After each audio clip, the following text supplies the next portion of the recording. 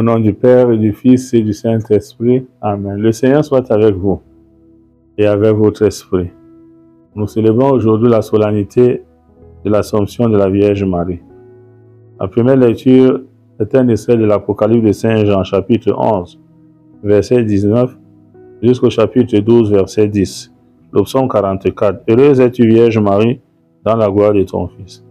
Deuxième lecture est un extrait de la première lettre de Saint Paul apôtre aux Corinthiens, chapitre 15, versets 20 à 27. L'évangile est un extrait de l'évangile de notre Seigneur Jésus-Christ selon Saint Luc, chapitre 1er, versets 39 à 56. L'Assomption de notre maman, la Vierge Marie. Marie, elle est prise au ciel, corps et âme, par son Fils Jésus-Christ. Tout simplement parce que Marie était pleine de grâce. Marie n'a pas connu le péché, donc elle n'a pas connu la dégradation du corps. Et en célébrant la mère de l'Église, c'est un avant-goût aussi de notre propre célébration, c'est-à-dire notre entrée au ciel. La Vierge Marie, celle qui nous accompagne au quotidien par sa présence et sa prière, partage la gloire de son Fils. Saint Luc nous relate ici cette rencontre entre Marie et Élisabeth. Marie va rendre visite à sa cousine Élisabeth. Et quand elle arrive sur Élisabeth, qui porte Jean-Baptiste dans son sein, l'évangéliste nous dit, ayant entendu la salutation de Marie, l'enfant tressaillit en elle. Et Élisabeth fut remplie de l'Esprit Saint et s'écria d'une voix forte, tu es bénie entre toutes les femmes, et le fruit de tes entrailles est béni. Comment est ce bonheur que la mère de mon Seigneur vienne jusqu'à moi? Car lorsque j'ai entendu tes paroles de salutation, l'enfant a tressailli d'allégresse au-dedans de moi. Heureuse celle qui a cru à l'accomplissement des paroles qui lui furent dites de la part du Seigneur. L'action de grâce de Marie, la reconnaissance de Marie, tout ce que Dieu a fait pour elle, Marie tombe dans l'extase.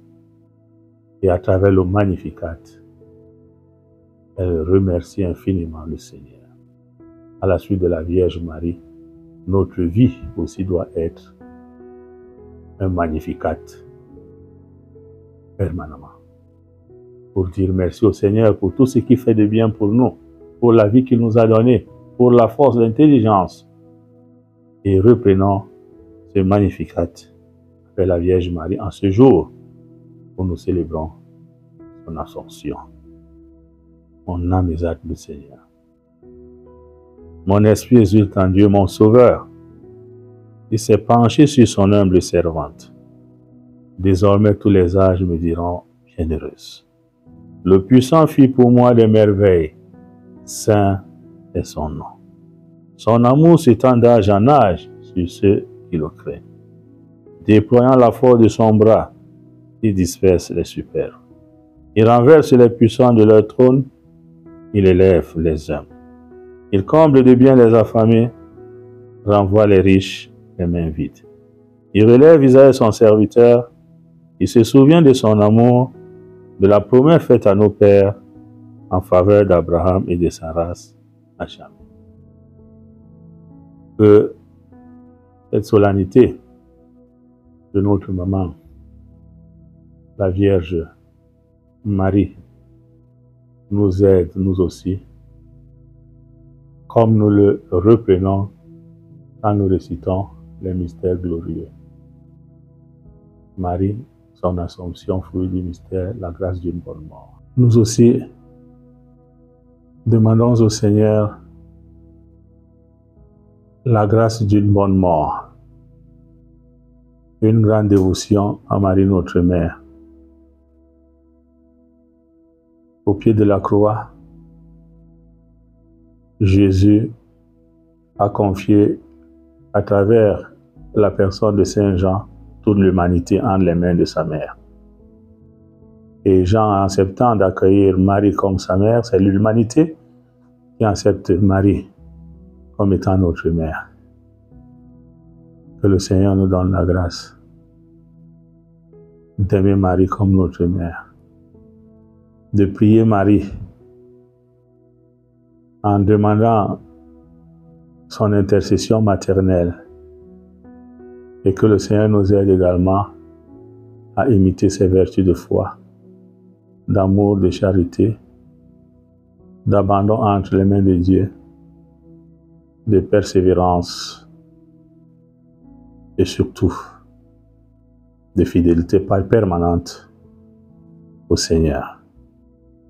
Que chacun de nous aujourd'hui, avant de dormir, récite soit le Magnificat ou une dizaine de chapelets pour dire merci au Seigneur en union et en communion avec notre maman, la Vierge Marie. Loué soit Jésus-Christ.